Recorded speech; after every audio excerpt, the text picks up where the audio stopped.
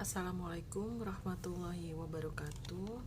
Perkenalkan, nama saya Ona Wiwanti, NPM 112111363. Di sini saya akan menjelaskan sedikit tentang pemanfaatan jejaring media online oleh pikiran rakyat sebagai upaya melakukan konvergensi. Pertama, saya akan jelaskan pengertian jaringan media online. Jaringan media online yaitu aplikasi yang memungkinkan pengguna untuk terhubung menggunakan profil pribadi atau akun pribadinya. Adapun contoh sebagai situs jejaring sosial seperti Friendster, Facebook, MySpace, dan Twitter. Menurut Judita 2011.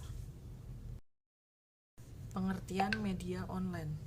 Media online adalah sebuah sarana untuk berkomunikasi secara online melalui website dan aplikasi yang hanya bisa diakses dengan internet, berisikan teks, suara, foto, dan video.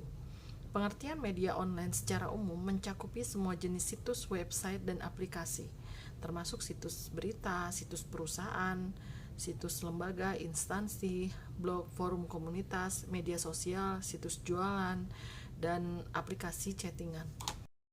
Untuk pengertian konvergensi, yaitu seorang peneliti asal Amerika mengatakan bahwa kata konvergensi digunakan untuk menggambarkan perubahan teknologi industri, budaya, sosial yang datang bersama-sama dari industri sebelumnya yang terpisah dan terkait dengan pekerjaan yang terampil. Kita masuk ke pembahasan Pikiran Rakyat. Pikiran Rakyat adalah surat kabar harian yang terbit di Bandung, Indonesia. Peredarannya meliputi Jawa Barat dan Banten. Pikiran Rakyat berkantor yang letaknya di Jalan Braga. Pada tahun 1965, Pikiran Rakyat harus berhenti terbit karena adanya keputusan Menteri Penerangan menyatakan bahwa surat kabar harus berafiliasi dengan partai politik atau surat kabar yang diterbitkan instansi pemerintahan. Hingga akhirnya pada tanggal 24 Maret 1966 dijadikan tonggak lahirnya Pikiran Rakyat yang dikenal sampai sekarang. Untuk alamat Pikiran Rakyat Pusat Bandung ada di Jalan Asia Afrika nomor 77. Berikut saya akan jelaskan struktur organisasi yang ada di Pikiran Rakyat. Struktur organisasi yang ada di Pikiran Rakyat yang pertama adalah dipimpin oleh direktur dan membawahi 3 direksi, IT dan bisnis, juga operasional. Untuk direksi itu di bawahnya ada manajer mitra, supervisi media mitra. Untuk IT dan bisnis di bawah IT dan bisnis itu ada IT sendiri, iklan, marketing dan communication, video, sosial media dan production. Untuk operasionalnya di sini ada finansial, legal, dan HRD. Finansial itu adalah keuangan. Berikut adalah jejaring Pikiran Rakyat. Saya akan sebutkan sebagian, yaitu ada Mitra Sukabumi, Galamedia News, Zona Priangan, ada Makassarcom, Suara Cimahi, dan banyak lagi. Dalam upaya pengembangan mempertahankan diri dari banyaknya persaingan di Pikiran Rakyat, akan melakukan strategi, yaitu mengetahui faktor internal yang meliputi kekuatan dan kelemahan yang dimiliki perusahaan media cetak. Yang kedua strateginya yaitu mengetahui faktor eksternal yang meliputi peluang dan ancaman yang dimiliki perusahaan media cetak.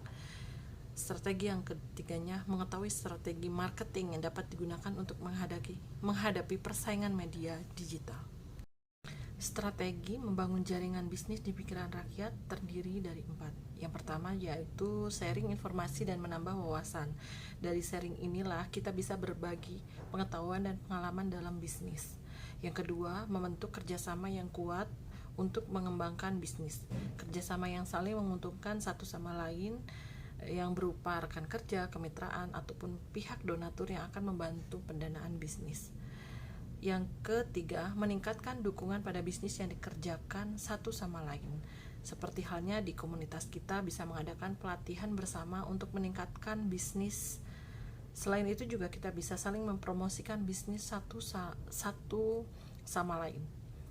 Yang keempat adalah mencari solusi dan menemukan kesempatan yang baru lebih baik. Dengan demikian kita bisa memecahkan persoalan pemasaran, menemukan cara lebih kreatif dengan pemasaran secara online. Untuk target pikiran rakyat sendiri, yaitu sebuah surat kabar, mensegmentasikan surat kabarnya kira-kira target mana yang dia bidik. Target tersebut disesuaikan dengan geografisnya. Di pikiran rakyat, target hanya di Jawa Barat saja. Dari demografis ada laki-laki dan perempuan. Laki-laki idealnya 70% dan perempuan 30%.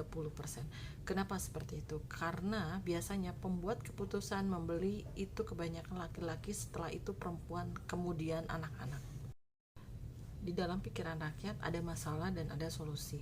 Masalah yang sering timbul adalah kendala dari eksternal, yaitu perubahannya algoritma dan kebijakan. Untuk solusi menghadapi permasalahannya itu dengan melakukan evaluasi baik bulanan dan tahunan, dengan membuat ide gagasan baru dan lebih memperluas jaringan kerjasama dengan pihak lain. Saya simpulkan, dalam upaya meningkatkan konvergensi dan inovasi, pikiran rakyat mampu memanfaatkan jejaring sosial dalam mencapai target perusahaan. Berikut dokumentasi dengan manajer pikiran rakyat bersama kelompok jaringan bisnis untuk mewawancara secara online. Mungkin sekian presentasi dari saya. Semoga dapat bermanfaat. Terima kasih. Assalamualaikum warahmatullahi wabarakatuh.